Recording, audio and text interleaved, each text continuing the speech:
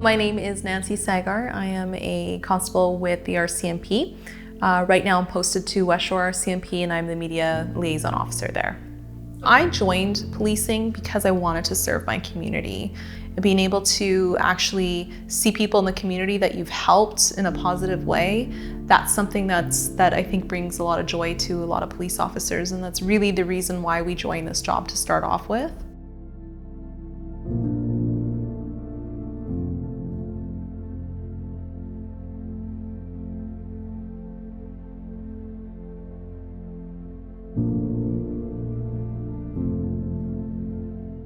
I first experienced a mental health crisis when I was living up north, and this was in Fort St. John.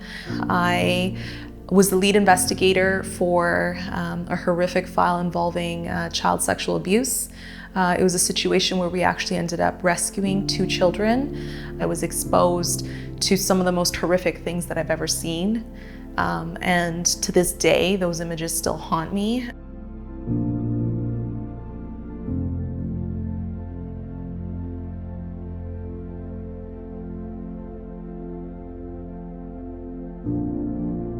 I remember being at my desk and I just couldn't type. My hands were shaking.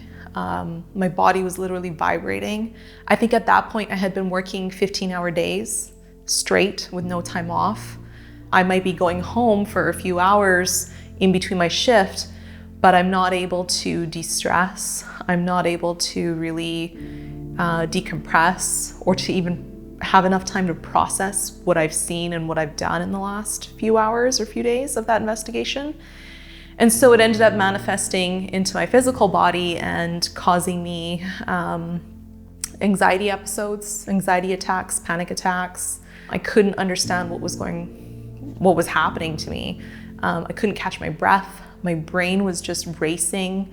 And I just had this overwhelming impending feeling of doom. I went through a period of time for about 2.5 years where I couldn't sleep at night without the lights being on, unless my husband was home. And I think I was really using my husband as more of a safety blanket, and I felt more comfortable. The anxiety would go away if somebody else was with me in the room.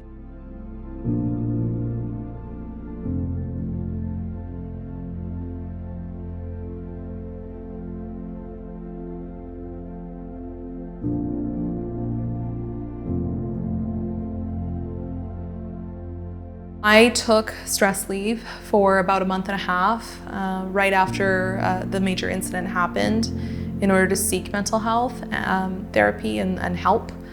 When I sat down with my psychologist, they told me that I had PTSD and that was something that I had been diagnosed with.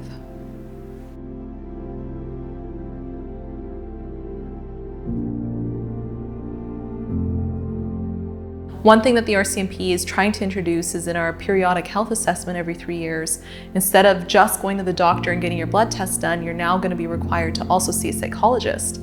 My incident took less than a month, and it's lasted me the last 5-6 years of having to try to deal with it.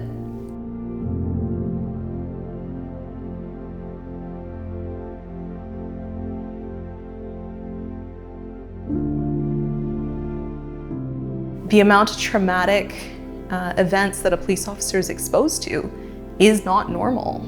You're sort of trying to convince yourself that you're fine. You know, I'm fine. I just had a bad day at work.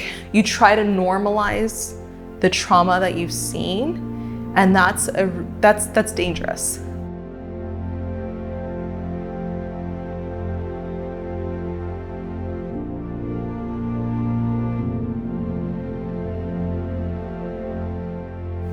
So I think we need to normalize talking to a psychologist. It needs to become a part of policing culture rather than something that we expect the officer to advocate for themselves on. It's got to be built into how we operate.